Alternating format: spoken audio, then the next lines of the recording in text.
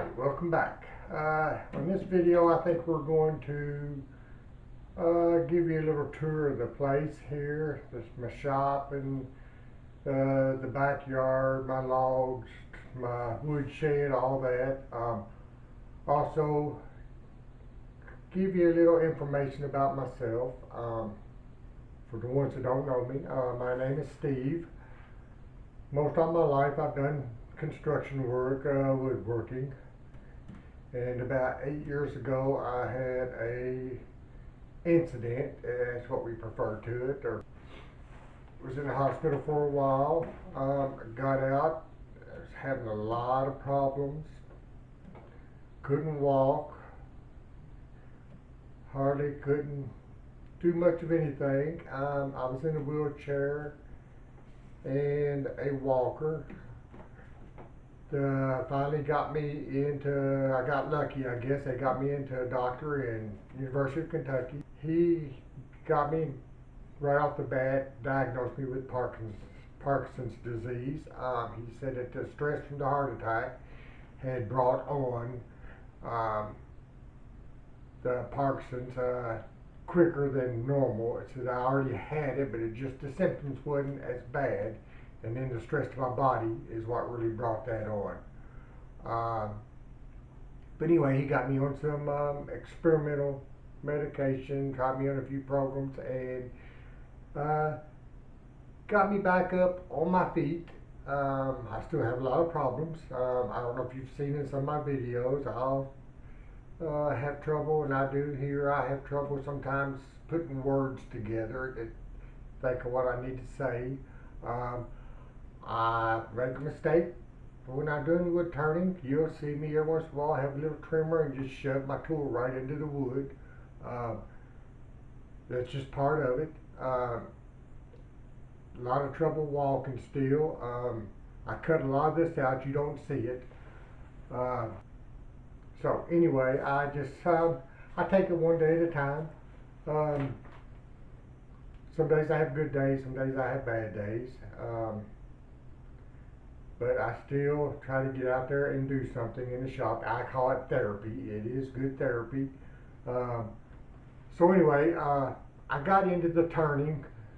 I have done some turning in the past, but mostly like furniture legs, spindles, stuff like that. But while I was laid up, I started watching some YouTube videos. And I got on Eddie Castling's channel. And I watched him, and either him or myself kind of convinced, I'd say he convinced me through the videos that I could get back in the shop and I could do this. So that's when I started my wood turning. So anyway, I just wanted to give you a little bit of a background history about myself, and I think we'll take a tour. Today we're in the, as I call it, the studio / craft room. I'm sure if you've watched any of my videos, you've seen this room a few times. But we're going to head out to my garage, and it's where I do most of my woodworking. And then from there we'll go up the hill in the backyard, and I'll show you what I've got laid out, and we'll finish it up back down here in the studio. Okay, heading into the garage or the shop, whatever you'd like to call it. I work out of a 2-car garage. I used to have a big shop back before my incident, and so now I have moved to something smaller. This is a 24 by 24 garage. I used to have a 42 by 52 when I was doing quite a bit of woodworking. Now I just tinker for therapy. But anyway, this is just a little small table. I got some stuff glued up here on a little project I'm working on. The video should be coming up here shortly on that one. We have here my pressure pot that I use for all my acrylics. Then right there we have my vacuum pot and vacuum pump that I use for stabilizing wood. As you can see, I've got a few pieces of spalted maple right there, stabilized, ready to go. They were really soft and punky, and now it's amazing what that stabilizer does. Then I got a little toaster oven out here, to dry stuff with. As you can see, I've got some magnolia seed pods or old blooms, whatever you want to call them. I get them because I do have a couple real big magnolia trees in the front yard here, so I get plenty of them. Then we got my Grizzly 8x20 planer. There. My little chop saw. Going to have to upgrade here before long. It's getting bad shape. Plus, I don't have my slide saw no more, so I can only cut short stuff. Here we got my dust collector.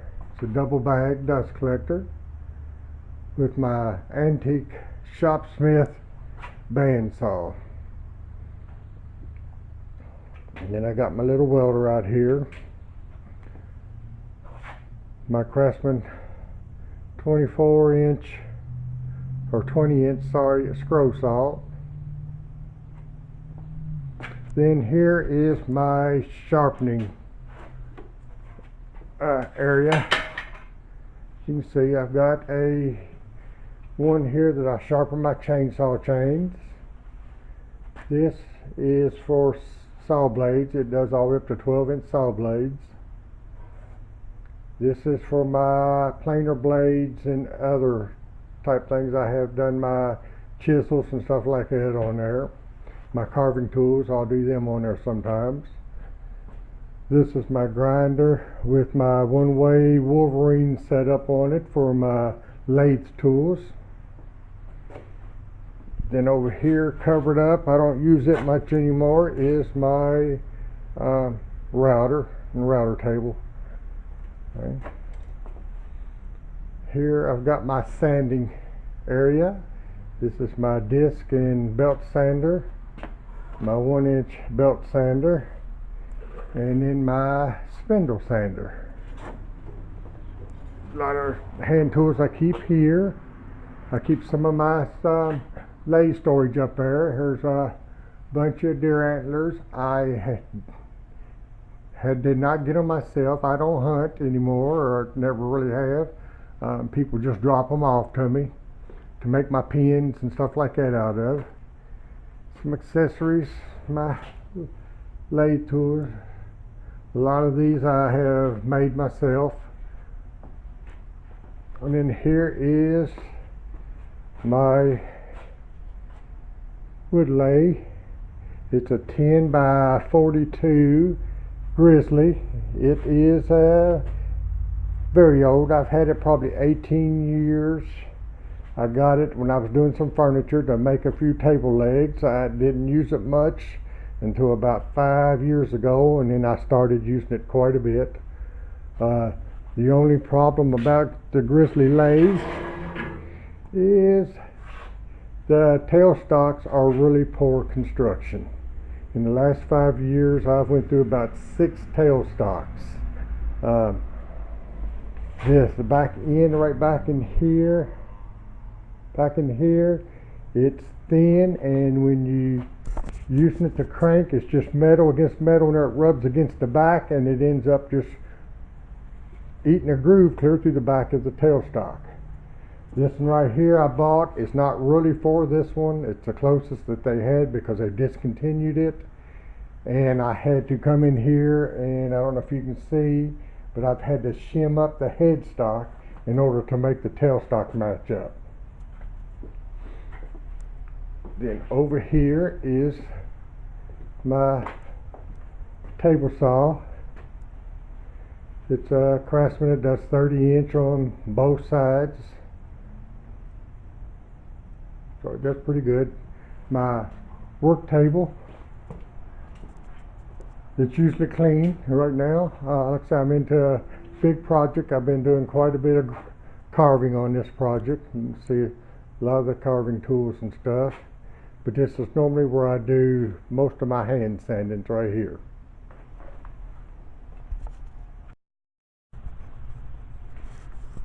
Okay, then over here, I don't know if I showed this or not. This is my drilling area. I've got my mortising drill, and then I've got 2 drill presses set up. Especially when I do my birdhouse ornaments, that way I can do the bird hole and the perch hole without having to keep changing bits around. So, okay, so now we'll head in the back and I'll show you my setup back in the backyard. This is my first little log pile. Oh, deers. Scared them off.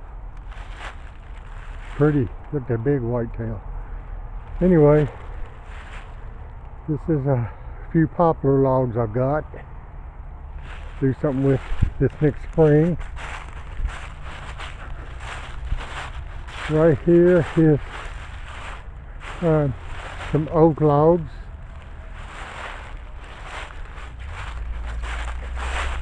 Right here is some hickory logs.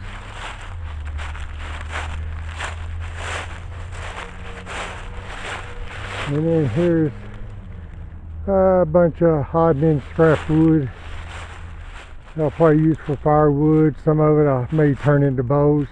It depends. Over in there, as you can see, I've got some smaller maple logs. Here's some maple logs, a couple cedar logs in there. Then we'll turn around here. Need to clean up leaves. You can see this is my little portable sawmill. I got it through Harbor Freight about 3 years ago, and for the money, I tell you, it's great. As you can see, I've got a bunch of different things here. You know, I hate to throw wood away. There's a bunch of live edge I'll do for some tables. Some more back in there. Okay, so that pretty well concludes this video. The main reason I wanted to do it was to kind of let you get to know me, where I'm working at, or my shop, different things around that I do. And to, because some people have said something to me on Facebook, that on one of my videos they said it looked like I was drunk. This kind of explains the reason that you will see me shaking every once in a while. I do, a lot of it's cut out. I trip and fall a lot. That's part of the toxins. But that's just the way life is, and you learn to deal with it and go on. But anyway, you can check us out on Facebook. We got a Facebook page. There's a lot of photos in there of the stuff we've done. There's I think I'll probably put it in here before we finish up. It's a little short video of one of the shows of our setup booth that we do. But anyway, I hope you've kind of got to know me a little better, and I hope you enjoyed the video. Always like, dislike, any comments that you want to give me, I'm more than welcome to. And if you haven't, you can subscribe to the channel. If you have subscribed, right beside the subscribe button is a bell. Make sure you click on the bell so you'll get you'll get a notification of any of the updates that we do or any new videos come out. But I guess until the next video, we'll talk to you then.